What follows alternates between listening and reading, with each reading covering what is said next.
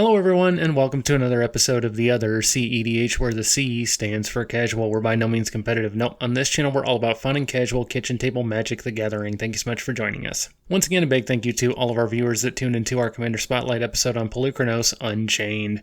I think out of all the new commanders in the Theros set, he is probably the one that I'm most excited about. However, after watching the newest episode of Game Nights, which has probably been out for a little while as of the time you are digesting this content with both your ear and eye holes, sorry, I know that sounded just a tad wrong. Anyway, after watching that episode and seeing what Josh did with Uro, Titan of Nature's Wrath, I think that while his abilities are pretty standard fare for Simic colors, draw cards, gain life, play lands, Tatia, blah, blah, blah, we get it. I thought that it was cool to see how Josh really leaned into the fact that each one of Uro's triggers can be responded to, and his clever use of stack manipulation along with the graveyard shenanigans he had going on made for a really interesting game and was a treat to watch. However, as cool as that deck was, we are not here to talk about Uro, and that is where we segue nicely into our next Commander Spotlight. That's right, guys, we're going back to Theros once again, and this time, while I'm not quite as excited about building this guy as I was about Pelucranos, these are also colors that I really love and an archetype that I feel once again does not see nearly as much play as it should. So who are we looking at today? Today we're looking at a wizard of the Izzet Persuasion who has an apt affinity for all the artifacts and whose abilities will attract an absolutely awesome amount of activations. Yes, this is necessary. Yes, this is part of my process. Please don't take that away from me. Anyway, today we're going to take a look at Dalakos, Crafter of Wonders. Dalakos, Crafter of Wonders is 1 blue-red for a legendary creature Merfolk Artificer, which are not exactly two words that I ever thought I would say right next to one another. He has tap, add 2 colorless mana to your mana pool, spend this mana only to cast artifact spells or activate abilities of artifacts. He also says that equipped creatures you control have flying and haste. First of all, let me state for the record that Izzet Artifacts is another one of those archetypes that really speaks my language, and I have to say this guy fits the bill quite nicely. Another thing that I think is really cool is that all of your 0 equip cost equipment becomes really, really good here. Imagine a scenario where you play Lightning Greaves turn 2, Dalakos comes down on turn 3, and you equip the Greaves for free, which gives him flying and haste, which will also allow you to tap him to play another cheap equipment, which you can then equip to either Dalakos or some other creature that you have. I really, really like the play pattern here, and I think there are a lot of ways that you could build this guy, so without further ado, let's dive right in. The thing that I think that is really cool about this sort of build is that if you lean into an equipment theme, your lowly 1-drop equipment that doesn't do much suddenly becomes a whole lot better. So if you're going to lean in the equipment direction, you're going to want to run equipment that is as cheap to cast and equip as possible. Explorer's Scope is great here, giving you some possible ramp whenever equipped creature attacks, which is super, super good. And Bonesaw is a dirt cheap card that in this deck gives a creature +1/+0 flying and haste for the cost of a single colorless mana. Holy shit, the value. Spectre Shroud here is awesome as well, making your opponents discard a card when it deals damage on top of having a low equip cost. And Short Sword gives a creature +1/+1 flying and haste for the cost of tapping Dalakos, which is awesome. You could probably get a foil Bone Splitter for less than the cost of a single Tootsie Pop if you're still in an area of the US where that is a thing that you can still do, so you know, go ahead. And Adventuring Gear is great here as well, giving equipped creature +2/+2 every time you hit your land drop. Bonus points if you're also running Walking Atlas here, which is a card that I believe needs to be in every single commander deck. Stormrider's Rig will equip for free whenever you play a creature spell, which is really, really nice. And Hero's Blade will auto-attach to Dalakos when you cast him, which will not only pump him, but give him flying and haste as well, meaning you can smack someone for a lot of commander damage on turn 3. Guys, this is such a good card in this deck. One of the most obvious new cards that we have to talk about here is Embercleave, and guys, don't even get me started on Embercleave. Embercleave is an equipment that costs 4 red. What? It's okay, bear with me here. It has flash. Okay, cool. It says, this spell costs 1 colorless less to cast for each attacking creature you control, meaning you can drop this for as little as 2 red mana, which I really, really like. When Embercleave enters the battlefield, attach it to target creature you control, which makes sense with the whole flash thing. An equipped creature has double strike and trample. So for as little as 2 red mana, I can give one of my creatures double strike, trample, flying, and haste. Guys, I'm not going to say it out loud this time because I do this once every single episode, so I'm going to see who actually watches these videos and reads the little blurbs that I put in. Running cheap equipment is all well and good, but what sort of creatures would you be slapping this equipment onto? Itali Primal Storm is absolutely gross in this instance, so feel free to include him in this build. I just really like running Itali in any deck that runs red, to be completely honest with you. And Nezahal Primal Tide is an absolute bomb here as well, giving you both card advantage and no maximum hand size, not to mention the fact that he is hitting someone for at least 7 damage directly to their face, which is great. I really like Chimeric Staff here, only costing 4 and being a great mana sink for you to slap some equipment onto and beating an awesome amount of face with. And Ancient Stone Idol is great here as well. I can almost guarantee you that you will never have to pay full price for this thing. Equipping it and giving it haste and flying, even if you do have to pay full price for it, is really, really great.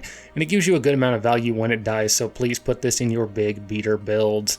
Traxos Scourge of Krug is really great here, untapping when you play the equipment to slap on it and beat someone in the face with. I like what's going on here. In your Juggernaut, I want to pause for a second and reflect on the fact that Juggernaut is a word that is not nearly used often enough. There we go, I think that is sufficient.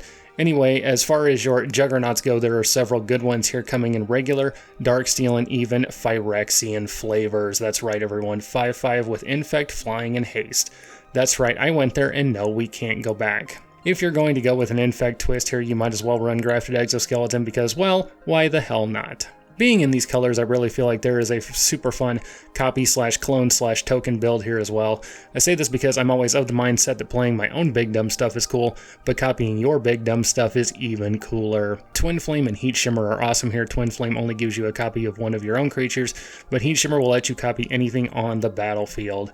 Right of Replication needs to be in this build because getting 1 copy of something is great, but getting 5 copies of that same thing is 12 times more awesome. I realize the math doesn't add up on that one, don't even care, and Saheeli's Artistry is a pet card of mine that needs to be in every deck that is both blue and artifact heavy. Saheeli Sublime Artificer out of War of the Spark would be a great inexpensive planeswalker to put in this build. Jimmy put this in his build of Dalakos, and I think it was a really great inclusion. And Mirage Mirror can concoct a chaotic cacophony of clone and copy chicanery. Feel free to put Mirage Mirror in your Dalakos deck. Feldon of the Third Path is a pretty cool inclusion here. I get the feeling there are a lot of people that are playing this card. I just don't ever see it at any of the tables that I play at. He can be a really good late game include to get you some temporary value out of your graveyard if you've been set back a lot, so that is really, really nice. And Fairy Artisans will make a great deterrent, giving you a copy of any of your opponent's cool creatures, which is a good way to go. Gigantoplasm costs less than a cup of coffee and is a great mana sink here as well. You should ideally run a few mana sinks in your deck if you find yourself with a lot of mana and not a lot to do with it. Gigantoplasm will definitely fix this problem for you. Finally, Clone is really, really good here, just a straight 4-mana copy of anything your greedy little heart desires, and Dance of Many is an enchantment for blue-blue that does the exact same thing. There are some other stipulations that are attached to Dance of Many, so please make a note of that, but it is still a worthy inclusion in a clone and copy deck. Bit of a disclaimer here, I know that there are going to be people that will groan at the suggestion of this next build, but I feel as though I would be remiss if I didn't mention it, so let's talk combo. Yes, it would be very easy to take this commander in a combo direction because these are fantastic colors for all sorts of combo-tastic shenanigans. These builds would want to run things like Grand Architect and Pilipala, which is a combo that is easy enough to explain that even my dumbass can walk you guys through it. What happens here is that with Pilipala and Grand Architect on the battlefield, you pay a single blue mana to turn Pilipala into a blue creature.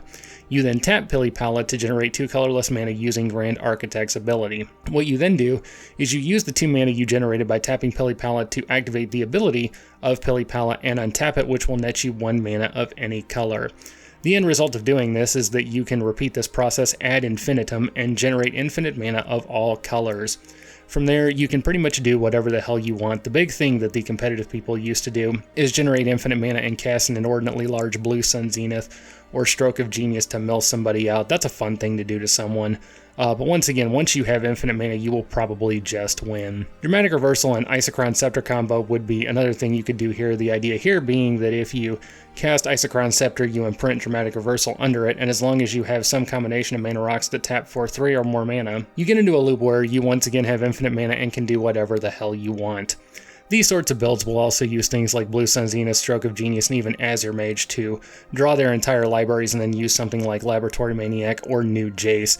In this instance, Jace, Wielder of Mysteries, having an ultimate with almost the exact same text as Labman. While we're on the topic of Theros, Beyond Death, and infinite combos, let's segue very nicely into Thassa's Oracle for just a second. If you read the text on Thassa's Oracle, it says that when it enters the battlefield, you look at the top X cards of your library, where X is your devotion to blue.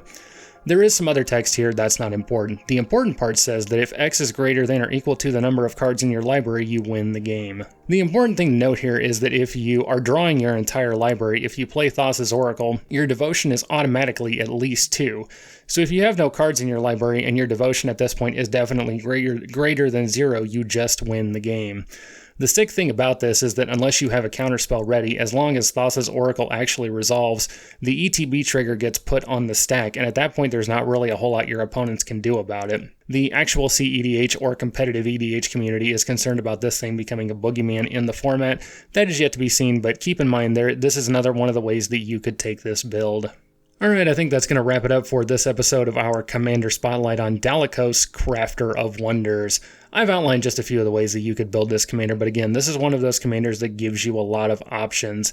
These are just the builds that I feel like would be the most fun and interesting. There are a lot of really good artifact synergies in blue and red, so just go nuts. And once again, if you guys decide to build this commander, send me your list. I would really like to see what you guys come up with.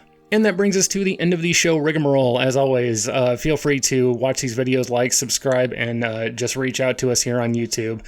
You can also find us on Facebook. You can find us on Twitter. Feel free to reach out to us on social media or just drop a comment and say hello. Also, a big thanks to Dan Jones, fact checker and possible Chechnyan double agent. And also a big thanks to Darbyskull Studio and its proprietor, Jacob Darby, all-around audio master, who also happens to moonlight as the world's most competitive Yahtzee player. Once again, my name is Eric, this is the other CEDH, and we will see you guys next time.